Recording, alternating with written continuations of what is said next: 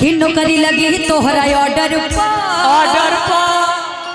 और भेज दे भैया ऑर्डर पर।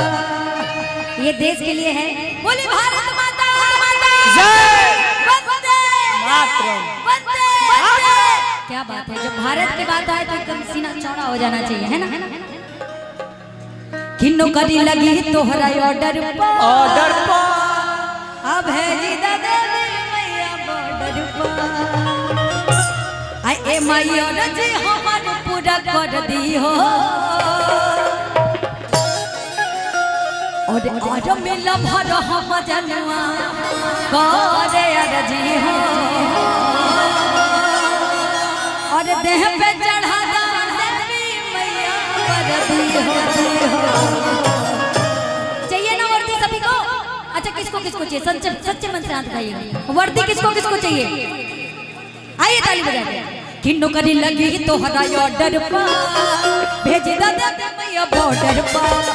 नौकरी लगी तोहरा ऑर्डर पर भेज दे मैया बॉर्डर पर। ये मैया ऑर्डर जी हमार पूरा कर दी हो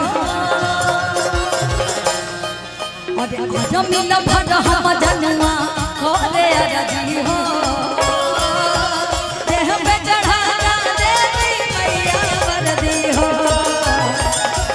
आज मिला भर हम जनवा करे अर्जी हो देह पे चढ़ा देवी मैया वर्दी हो।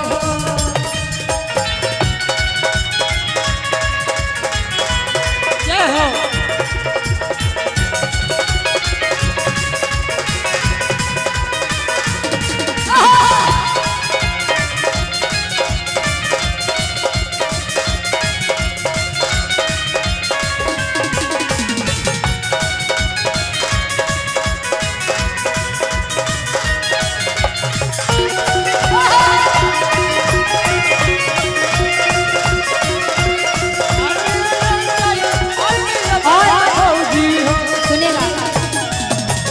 हमारे आदरणीय गार्जियन तुल्य हमारे बड़े भैया राजू मंडल मुखिया भैया की तरफ से 5001 रुपये का आशीर्वाद है।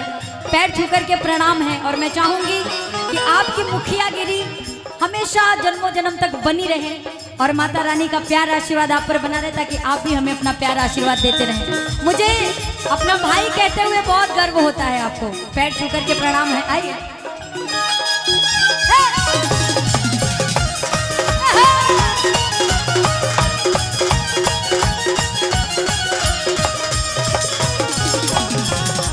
और कहा तरी पास करा दहनी कमैया पास करा दहम निकल हो हिट बड़े शरीर से मैया पास करा दहम निकल हो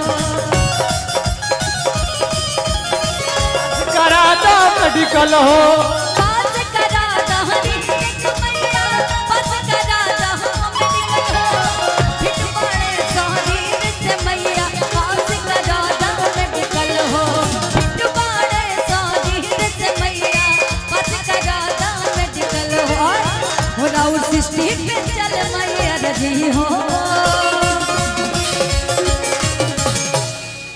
कि राउर सृष्टि पे चल मैया मरजी हो। बोली भारत माता की। अरे आज मिला भर हम जनवा आज मिला भर हम जनवा करे अर्जी हो देह पे चढ़ा देवी मैया वर्दी हो। आज मिला भर हम जनवा करे अर्जी हो अर्जी हो देह पे चढ़ा देवी मैया वर्दी हो।